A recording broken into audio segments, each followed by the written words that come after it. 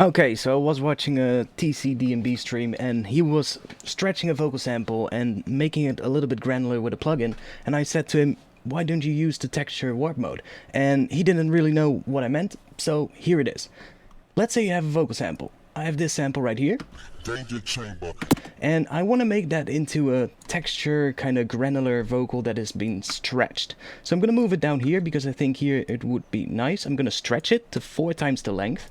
Now I'm gonna open up the sample and make sure that it's set to the texture warping mode, bring the flux all the way down, and then I'm going to bring the grain size up to the slowest speed that I want. So now I get this. And of course, if I set this much quicker, it's gonna sound like this.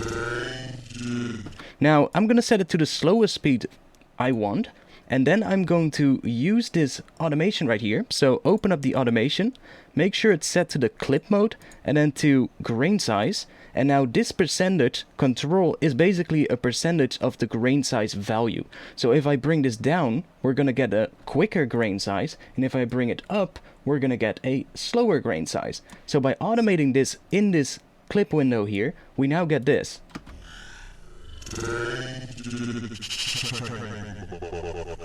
And of course I can automate this however I want. So let's say I want it to go from really slow to really quick, and then maybe slower again, and then I want it to become quick again on this part of the vocal, and then it's gonna become slow again at the end. Now we get this.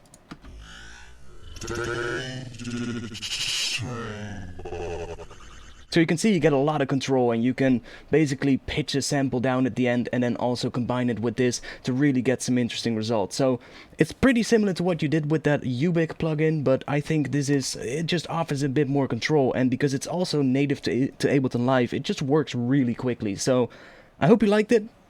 That's it. Peace.